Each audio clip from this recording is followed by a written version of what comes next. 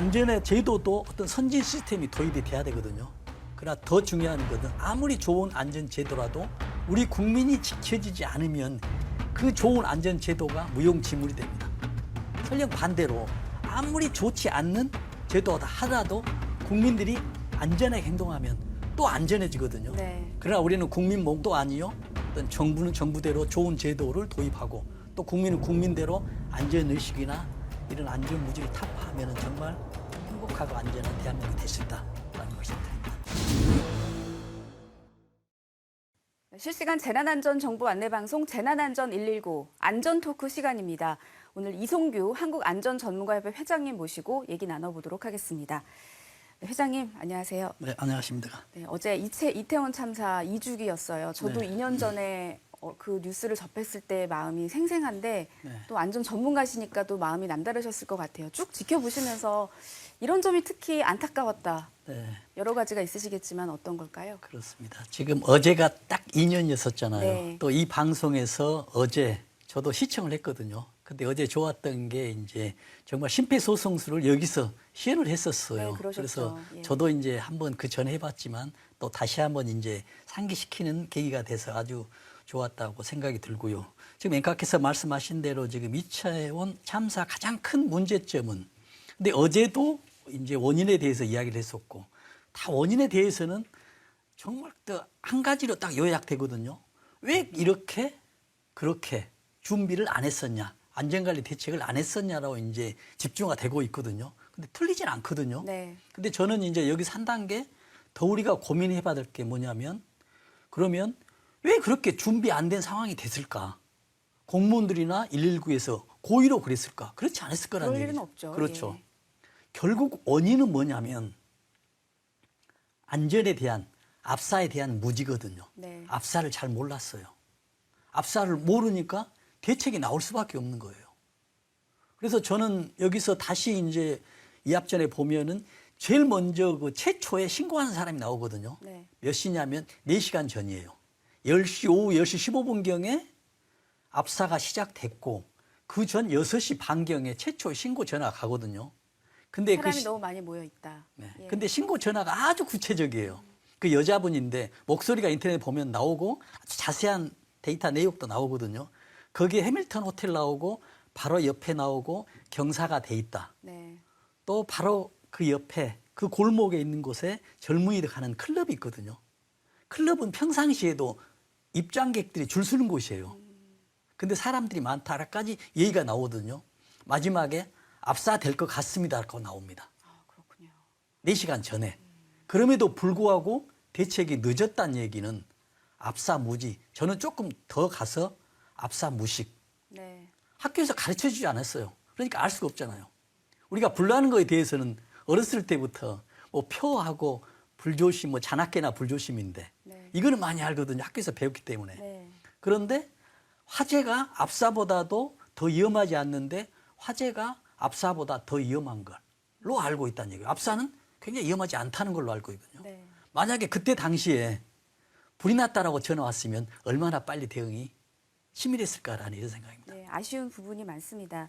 이게 사실 그날 이태원에 많은 분들이 모였던 것은 뭐 원인 분석에서 여러 차례 나왔던 얘기이기도 합니다만 그 전에 이제 코로나로 많은 분들이 네. 외출이 좀 어려웠던 부분도 있었겠고요. 특히 이제 10월 마지막 날을 미국에서 보낸 이제 헬로윈 데이 축제로 많은 분들이 몰려 나오셨던 건데 그래서 그 1년 뒤인 일주기 때는 사람들이 다시 그렇게 많이 모이진 않으셨다가 네. 지난 주말에는 좀 많은 분들이 모이셨던 것 같아요. 뭐 네. 경비도 강화되긴 했는데 그때 당시 영상을 먼저 보고 얘기를 이어가도록 하겠습니다.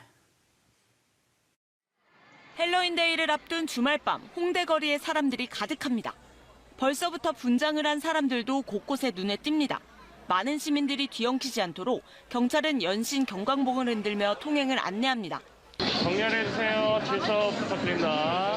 좁은 도로 곳곳엔 펜스를 설치해 일방 통행을 유도했습니다. 혹시 안전사고가 생길라 경찰 300명이 배치돼 차량 단속과 장난감 총 검문 등 순찰 활동을 벌였습니다.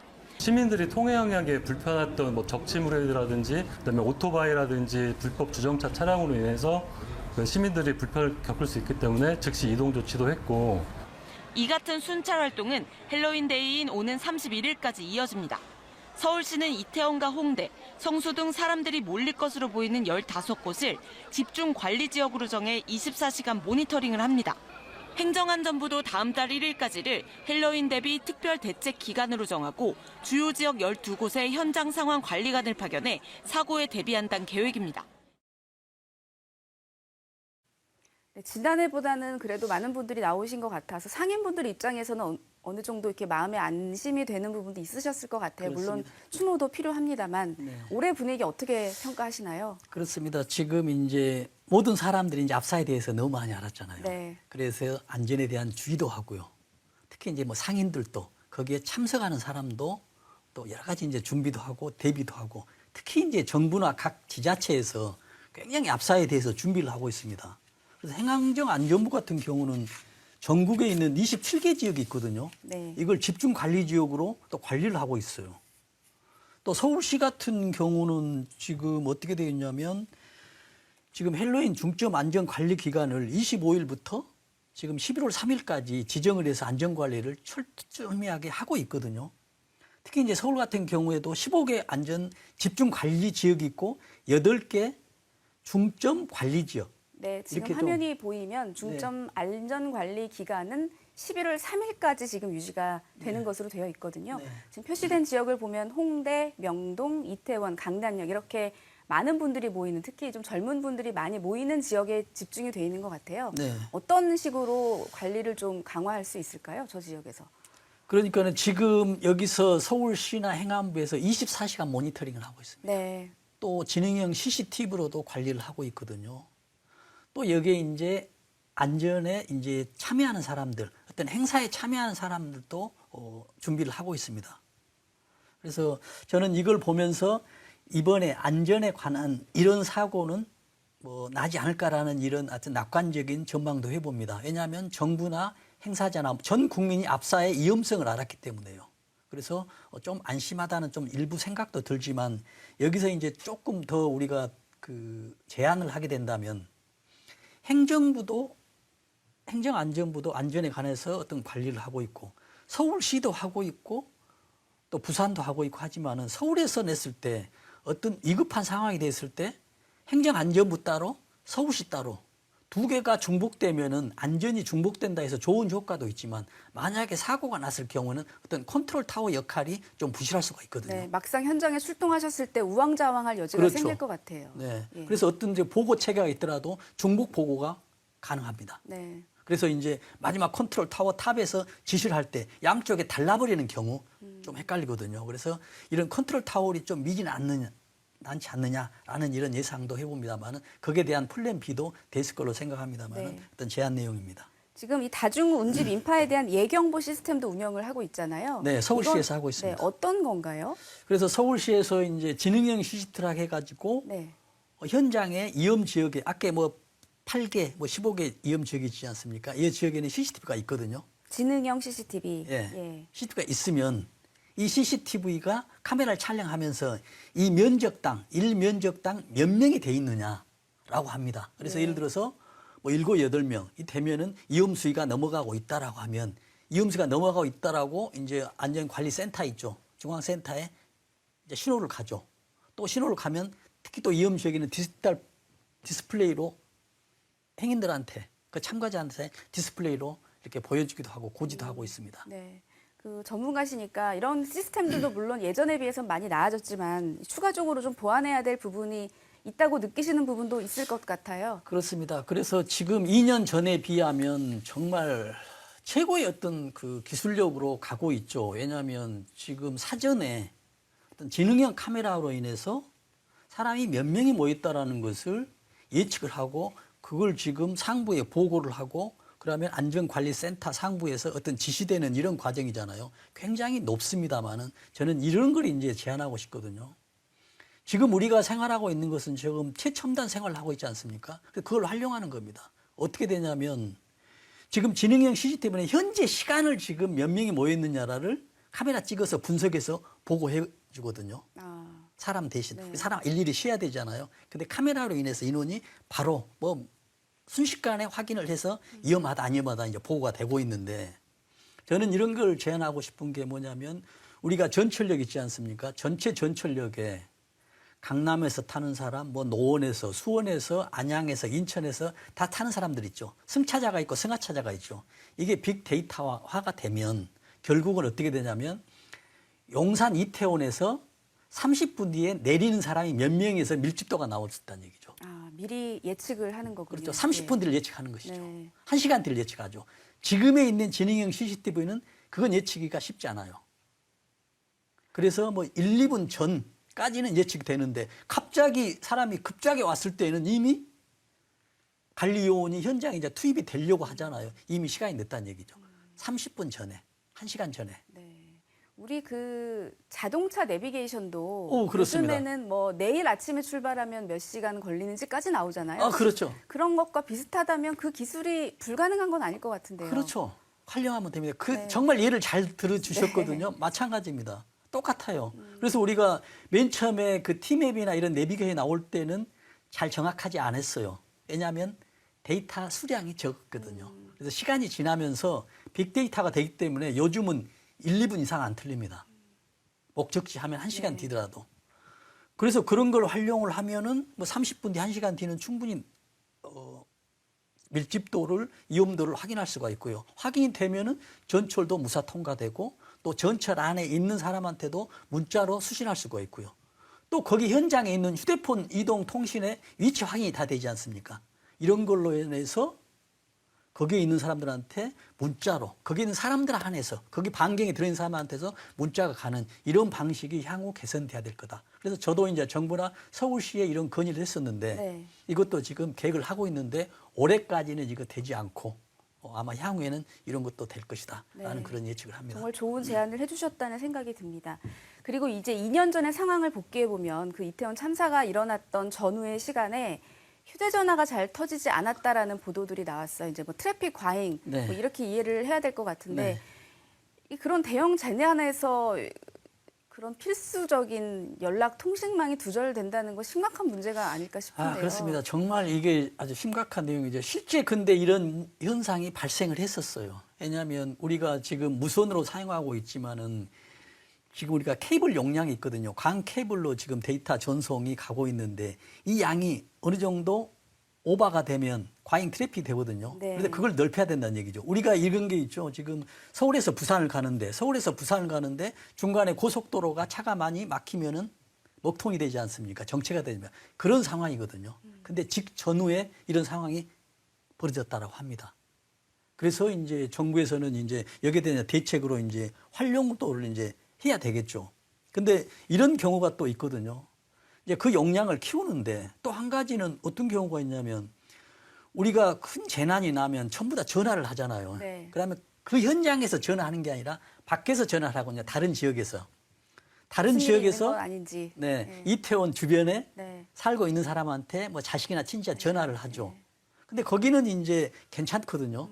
근데 우리가 가장 이제 자주 전화하는 것은 행정안전부나 또는 서울시청이나 KBS 방송국에 전화를 하면 가장 이제 정보를 많이 알 수 있지 않습니까? 네. 근데 전화를 했는데 홈페이지가 먹통이 돼 버리는 거예요. 이제 굉장히 문제잖아요. 고속도로가 심각한 문제죠. 예. 네, 고속도로가 지금 막히는 게 아니고 거기 부산에 가는 고속도로가 막히는 게 아니고 부산까지는 잘 갔는데 거기 현장에 있는 행사장에 있는 들어갈 수가 없는 표 예매가 안 되는 이런 상황이 벌어지거든요. 거기가 이제 마비돼 버린다는 얘기죠. 그래서 서울시 같은 경우도 이런 경우 마비될 수가 있고 KBS도 있어요. 그래서 이걸 이제 근데 일본은 이게 정말 그 더 심각한 상황을 가정해 보면 119나 이런 112로 전화가 안 되는 상황도 벌어질 수 있는 거 아닌가요? 이게 당연하죠. 정말 이게 이제 네. 이 앞전에 썼던 트래픽 오버예요. 네. 과잉 트래픽이요. 근데 그 용량을 키웠어요. 근데 119 자체에서 KBS 자체에서 이제 먹통이 돼 버린다는 얘기죠. 네. 왜 그러냐면 KBS 같은 경우는 우리가 뭐 다른 뭐 홈페이지 행정안전부나 서울시도 마찬가지예요. 동영상 있잖아요. 어느 사람은 동영상을 뉴스를 보려고 하는 사람도 있을 거예요. 그게 그렇겠네요. 용량을 많이 차지해 버리는 거예요. 예. 그래서 이제 일본은 어떻게 되어 있냐면 NHK 같은 경우에는 이머전시가 딱 되잖아요. 위급한 상황이 되면 지금 콘텐츠 경량화라는 게 있어요. 콘텐츠 경량화. 예. 이게 어떻게 되냐면 우리나라 이런 경우가 있죠. 저도 그때 12월 2일 날 그 북한에서 공습 경보가 있었는데 방송에 출연했는데 8시 55분에 갑자기 화면 절반이 공습 경보 발령 이게 딱 떠버리는 거예요. 네. 그리고 굉장히 참여했던 앵커 모두 포함해서 이제 당황했었던 기억이 나는데 일본 같은 경우에 그런 딱 상황이 되면 NH가 콘텐츠 경량화로 딱 바뀌면서 동영상은 스톱됩니다. 그러면서 모든 것이 텍스트화로 돼버려요. 네. 그러다 보니까는 동영상 있을 때와 텍스트화로 변경돼 있을 때 트래픽 용량을 해보니까 평상시보다 100배의 양을 소화시킬 수가 있다는 얘기예요. 일본은 이제 지진 재난이 많기 때문에 이런 식으로 이제 콘텐츠 경량화 있는데 우리나라도 KBS뿐만이 아니고 또 서울시나 행정안전부 어떤 이머전시 상황이 되면은 콘텐츠 경량화로 자동으로 바뀌는 겁니다. 피해를 막기 위해서는 필수적인 조치가 아닐까 싶습니다. 네, 그런 예. 것도 필요하다는 것도 꼭 말씀드립니다. 네, 우리가 그 이태원 참사 때 놓쳤던 많은 부분의 이유 중에 하나가 정말 어떻게 이런 일이 벌어질까 사실 상상하기도 힘든 무슨 재난 영화에나 나올 법한 네. 상황들이 연출이 됐잖아요. 근데 사실은 보면은 이런 압사 사고가 이번이 처음이 아니었었어요. 그때 당시에도 물론 보도가 됐습니다만 이번에 159명이 안타깝게 숨지고 196명이 부상을 입었습니다. 과거의 사례를 좀 살펴보면 도움이 될 것 같아요. 예. 지금 과거 사례도 우리가 데이터상으로 보면은 네. 상당히 많은 그 화면이 나타나고 있었거든요. 지금 화면에 나오고 있죠. 지금 제가 이거는 그 데이터로 지금 이렇게 소팅을 해본 것이거든요. 보면은 제일 먼저 연도별로 돼 있어요. 네. 보면은 지금까지 이태원 골목까지 좀 많은 압사 사고의 건수가 한 10건 정도 되거든요. 10건이면 많은 거예요. 굉장히 그죠? 많죠. 예. 여기 사망자를 보면은 굉장히 많습니다. 예. 근데 저기서 부산 영화관 59년도 오래된 얘기죠. 근데 어떻게 해서 저기 3명이 압사가 되냐면 영화를 보고 있는데 어떤 옷에 불이 붙어 있다라고 누가 외칩니다. 네. 불이야라고 외치니까 사람들이 전부 출구로 가겠죠. 깜깜한 곳에. 그래서 지금 3명이 사망하는 거예요. 한쪽 방향으로 몰리고 네. 넘어지면서 네. 압사 사고가 벌어지는 그렇죠. 거군요. 그다음에 이제 두 번째 같은 경우는 67명이 사망했죠. 부산 공설운동장이거든요. 근데 이때가 어떤 경우냐면 공연을 하고 있는데 입장할 때는 비가 안 왔어요. 근데 공연을 하고 있는데 공연 중에 비가 굉장히 많이 오는 거예요. 그래서 공연이 거의 끝날 시간이 다가오는 거예요. 야외 공원이었겠죠. 그렇죠. 예. 공설운동장입니다. 그래서 공연이 끝날 때쯤 되고 비가 많이 오니까는 일부러 이제 일부가 나가게 되거든요. 나가게 되다 보니까는 출구까지는 괜찮았어요. 근데 나갔는데 너무 많은 사람들이 나가니까는 거기서 경찰 안전관리위원회 있죠. 천천히 나가라고 공포탄을 쌉니다. 그게 더 공포로 더 빨리 나가야겠다는 그렇죠. 뒤에 마음이 있는 사람들은 들었겠네요. 정말 총기 사고인 줄 예. 알거든요. 그러면서 압사 사고가 67명이 났어요.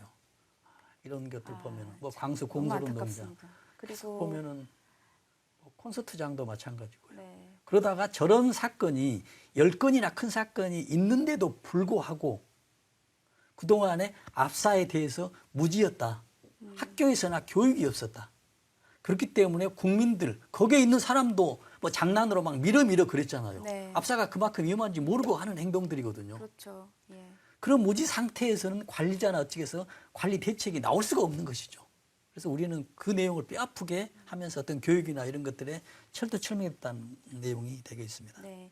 그 이태원 참사가 발생한 이후에 이 책임 소재를 가릴 때 또 하나 이제 논점이 됐던 것이 뚜렷한 주최 측이 없는 행사였다라는 점이었잖아요. 네. 물론 그 이후에 이제 행사의 매뉴얼도 생기고 했는데 대통령의 지시도 따로 있었고요. 어떻게 좀 바뀌었나요? 그러니까는 지금 그 전에 이 이제 요인들을 이제 직접적인 요인들을 분석하면 여러 가지가 나오겠는데 그 중에 하나 이제 제도적으로 어떤 문제라고 많이 얘기를 하냐면 재난안전법이 있어요, 우리나라에. 네. 그런데 거기에 재난 관리를 잘 하도록 명문화돼 있습니다. 근데 개정 전에는 어떻게 되어 있냐면은 지역 축제에 나오고 있거든요. 개정 전에는 축제 개최자가 없는 경우에는 애매하게 돼 있습니다. 언급이 안 돼 있어요. 그러네요. 의견 수렴 의무 뭐 요 정도만 돼 있고. 개최자가 있는 경우에 네네. 지역 축제 개최자가 있는 경우에 지자체 의견 수렴 의무만 돼 있어요. 네. 근데 이번에 지금 났었던 2년 전에 이태원 압사 사고는 어떻게 보면 주최자가 없어요. 그냥 학생들이 헬로윈 데이 외국에 사니까는 전부 모이자. 가장 핫한 동네가 이태원역에서 이태원에 전부 모이는 개념이거든요. 네. 그러다 보니까 책임질 수 있는 지자체도 없다라는 그런 법률적인 해석이 나와버리는 거예요. 그러네요. 그래서 이제 2013년 이것도 이제 작년에 바뀐 거죠. 축제 개최자가 없는 경우에도 없는 경우라는 부분을 명시했군요. 그렇죠. 예. 거기에서 관할 지자체장이 필요한 조치를 해야 된다라는 안전관리 계획을 해야 된다는 게 명문화되어 있습니다. 이태원 참사의 경우에는 관할 지자체장은 누구인 거죠? 지금 여기 용산구청장 저 용산구청장. 네. 예. 또 플러스 서울시장도 네, 되겠죠. 같은 이제 그렇겠네요. 광역으로 보면은. 네. 그래서 이 두 사람이 이제 필요 조치를 해야 된다. 하지 않으면 이제 이 법률에 위반이 된다라고 명확하게 이제 되는 것이겠죠. 그렇군요. 그 참사를 계기로 7월부터는 다중운집 인파 사고가 이 재난안전법상 재난으로 분류가 됐습니다. 그렇게 되면 정부 대책이 마련이 되고 할 텐데 구체적으로 어떤 점이 좀 더 달라지게 될지가 궁금하거든요. 그래서 또 이것도 지금 올 7월에 지금 바뀌었어요. 네. 지금 개정안에 보면은 우리가 재난을 보면은 지금 재난안전법에 재난의 용어 정의가 있거든요. 거기에 보면은 자연재난과 어떤 사회재난 두 가지로 분류를 하겠습니다. 네. 아마 지금 화면에 좀 나오겠습니다만은 자연재난은 우리가 알 수 있는 대로 자연적으로 인해서 발생한 재난 있죠. 뭐 홍수, 태풍, 홍수. 이것은 우리 인간이 할 수 없는 거죠. 그냥 자연에 의해서 나타난 거잖아요. 이때 나타났을 때 자연재난이라고 하거든요.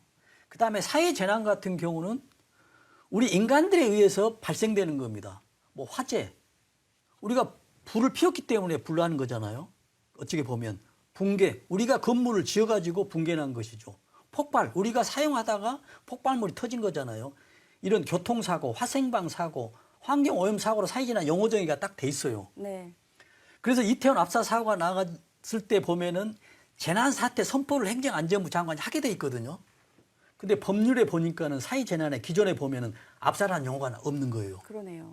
그래서 굉장히 정부에서 하루 동안 혼란이 있었습니다. 왜냐하면 재난사태 선포를 하게 되면 그 이후에 시스템들이 자동으로 쫙 돌아가거든요. 매뉴얼을 찾아봐야 되는데. 그렇죠. 네. 그리고 각 공무원들이 뭐 비상 소집이 되고 학교도 재난 선포 때문에 휴교령이 내려야 되고 이런 절차가 있는데 재난 선포가 안 되는 거예요. 그래서 정부에서 이제 한 주 동안 고심을 합니다. 뭐 외관상 나오지 않았지만 네. 뭘로 되어 있냐면 아까 나온 데는 환경 오염 사고 등으로 나오거든요. 네. 이 등을 해석을 합니다. 이 등 때문에 그래서 등의 인파 사고. 그래서 이번에 이제 올해 7월 17일부터 이제 바로 시행되는데 거기에 등 앞에 다중운집 인파 사고에 의해서 발생했을 경우도 사회 재난이다라고 해서 이렇게 법률이 긴급하게 바뀌어져 있고요. 혹시 이 다중운집 인파 사고라는 정의 안에 압사 이외에 다른 것도 들어갈 여지가 혹시 있을까요? 다중운집 사고, 압사. 예. 그 다중운집 인파 사고는 그냥 네. 압사를 의미하는 그렇죠. 것으로 다중이 보면 될까요? 모여서 네. 다중이 인파에 의해서 사고 났을 경우에 개인에 의해서 뭐 어떤 고의를 했다라고 하면 이게 이제 어떤 개인 폭력이나 이런 걸로 되겠죠. 근데 다중이 아주 여러 명이 모여서 어떤 운집하는 인파 사고 이렇게 이제 해석해야 되겠죠. 네, 그렇군요. 그 이태원 압사 참사 사고와 같은 그런 전례 예전에 있었던 비슷한 압사 사고들을 앞서서 좀 몇 가지 소개를 해드렸는데 그 안전 전문가시니까 인파 사고가 이럴 때는 좀 위험 신호다. 네. 우리가 이런 걸 좀 기억하고 있으면 왜냐하면 특히 서울에는 밀도가 워낙 높기 때문에 네. 그렇게 많은 사람들의 틈에 낄 일이 참 많잖아요. 정말 그 중요한 질문 내용이거든요. 네. 정말 이것도 좀 우리 시청자들 꼭 공유하고 싶은 내용입니다.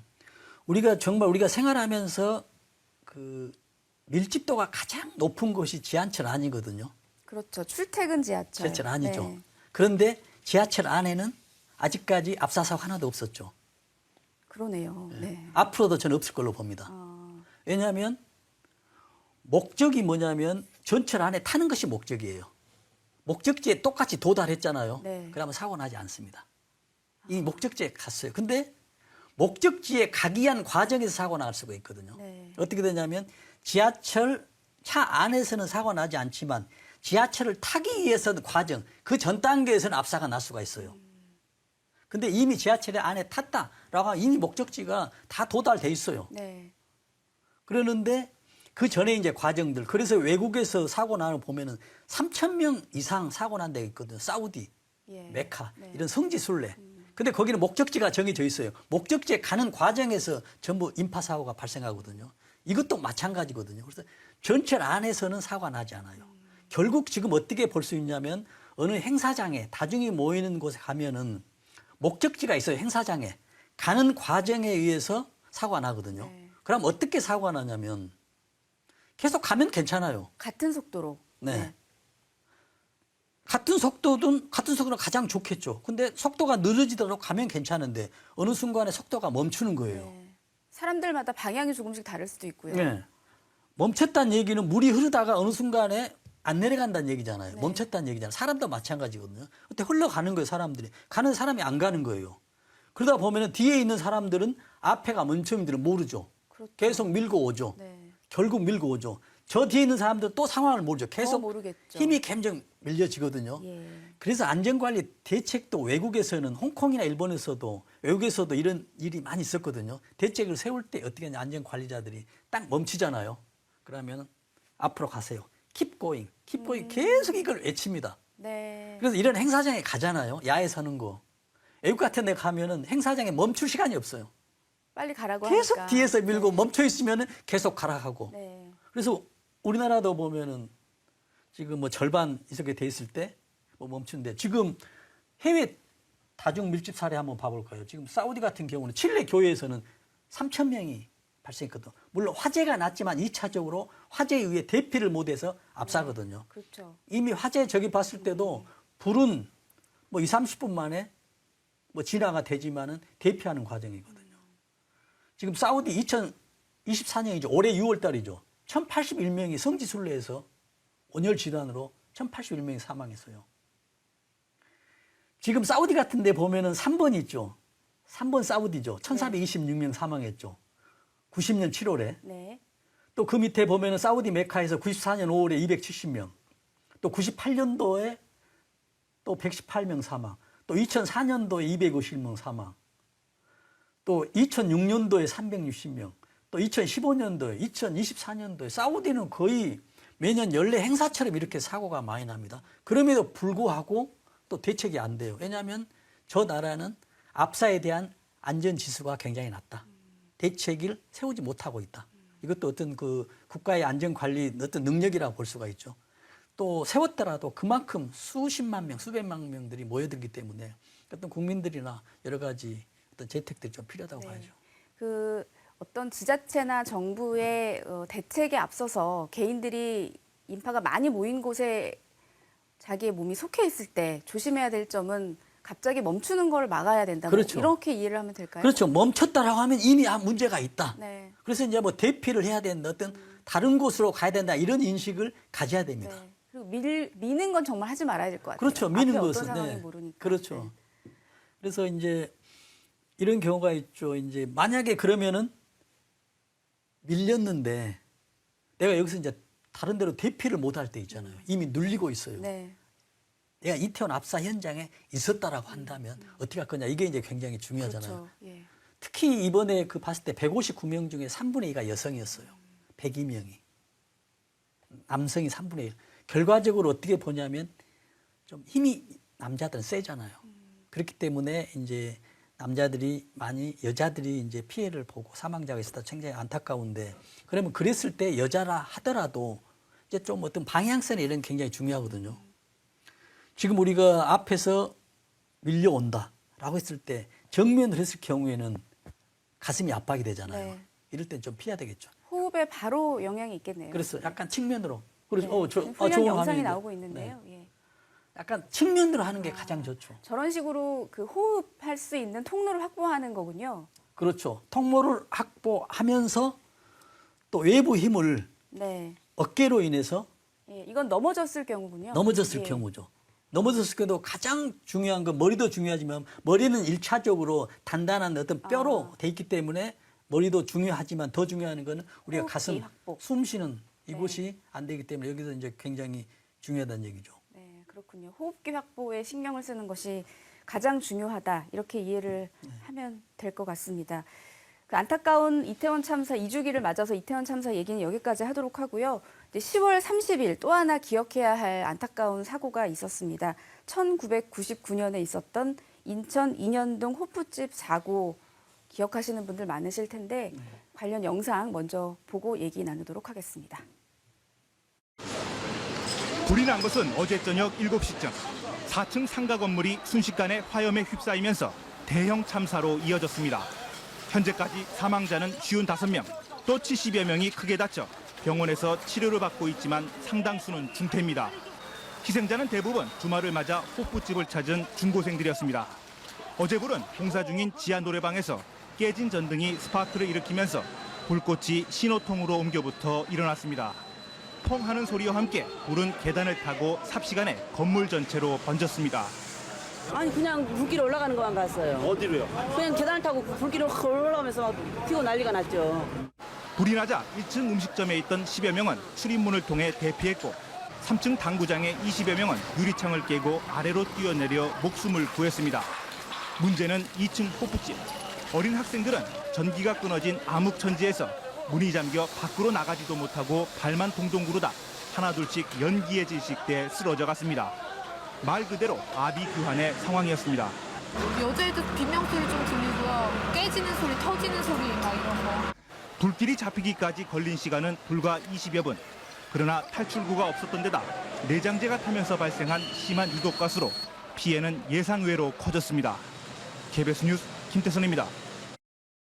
네, 피해가 정말 엄청났습니다. 사망자가 56명, 부상자가 78명. 건물에서 불이 났는데 이 정도 사고 결과로 이어진 것은 정말 기록적인 게 아닐까 싶거든요. 왜 이렇게 피해가 컸던 건가요? 그렇습니다. 정말 안타까운 현실인데요. 네. 저는 이걸 보면서 이제 우리가 이제 시대적 배경을 보면은 우리가 1990년도에 1인당 국민 소득이 $10,000를 달성하거든요. 근데 그 전에는 80년대는 $2,000예요. 5배. 폭증하는 시대거든요. 이 1990년대가. 네. 그래서 그 다음에 이제 우리가 IMF를 맞았지만은 그런데 이렇게 이제 국민 소득이 올라가니까는 여러 가지로 건설 현장이든 건물들이 5층짜리 건물들이 이제 10층, 20층으로 이제 늘어나는 시대거든요. 아파트도.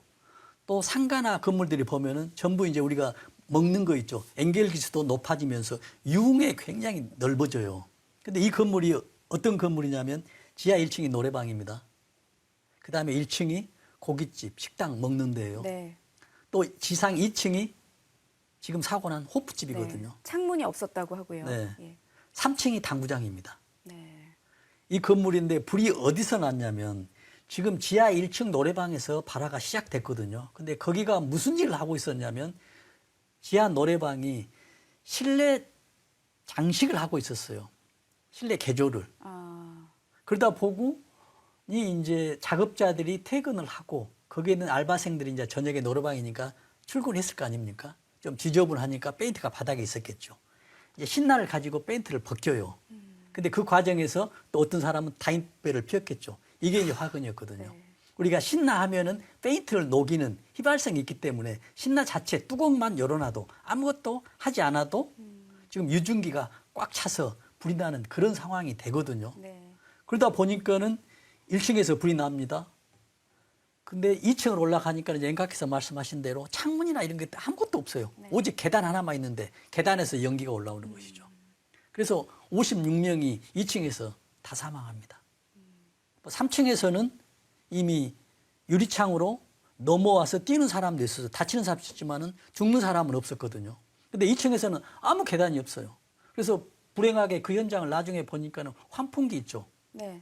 환풍기 밑에가 죽는 사람이 전부 쌓여 있었어요. 아우, 환풍기로 안타깝습니다. 예. 나가려다가 그래도 햇빛이 보이는 것은 거기였는데 그 주방에 그 밑에 많이 쌓였다는 이런 안타까운 현실이 있었습니다. 네. 이제 25년 전 일이기도 하고 그 이후에 많은 대책들이 있어서 그때랑은 물론 상황이 많이 달라지긴 했습니다만 그래도 우리가 인천 용현동 화재 사건을 계기로 좀 이런 것들을 기억을 해야 되겠다. 어떤 점들을 좀 교훈으로 마음에 되새길 수 있을까요? 그러니까 지금 이제 좀 전에 말씀드렸던 우리 25년 전 우리 당시 대한민국의 안전의 현 주소입니다. 네. 근데 그 건물이 어떤 건물이었냐면요. 그해 3월 달에 안전기둥 매달로 영업장을 폐쇄를 했는데 그걸 폐쇄를 하지 않고 불법 영업을 했던 거예요. 불법 영업했던 게 어떤 공무원들이나 관할 정부 있죠. 여기하고 뇌물이 돼 있다라고 이렇게 인터넷상에 나오고 있습니다. 그런 상황이었어요. 또 고등학생들이 그 건물에 출입을 했거든요. 교복을 입고. 이거 말도 되지 않지 않습니까? 우리 25년 전 이야기입니다. 네. 아까 말씀대로 정말 스프링쿨러도 없었고 비상구도 없었던 2층이었습니다. 그래서 이번 이제 사건을 보면서 이제 말씀하신 대로 어떤 생각이 저는 들었냐면요. 정말 한순간의 불안전한 행동이 정말 수십만 명의 목숨을 앗아가는 그런 정말 재난이 될 수 있다라는 걸 지금 상기시켜 줬고요. 저는 이걸 보면 또 이런 생각을 했거든요.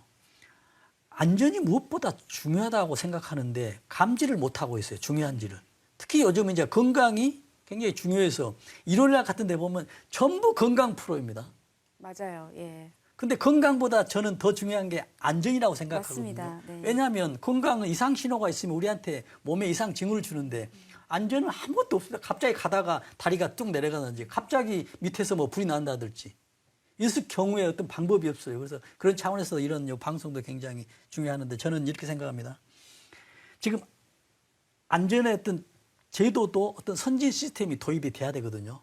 그러나 더 중요한 것은 아무리 좋은 안전 제도라도 우리 국민이 지켜지지 않으면 그 좋은 안전 제도가 무용지물이 됩니다. 설령 반대로 아무리 좋지 않는 제도다 하더라도 국민들이 안전하게 행동하면 또 안전해지거든요. 네. 그러나 우리는 국민 몫도 아니요. 어떤 정부는 정부대로 좋은 제도를 도입하고 또 국민은 국민대로 안전의식이나 이런 안전무지를 타파하면 정말 행복하고 안전한 대한민국이 될 수 있다라는 말씀 드립니다. 네. 아무리 강조해도 지나치지 않은 안전 얘기 오늘 이송규 한국안전전문가협회 회장과 말씀 나눴습니다. 감사합니다.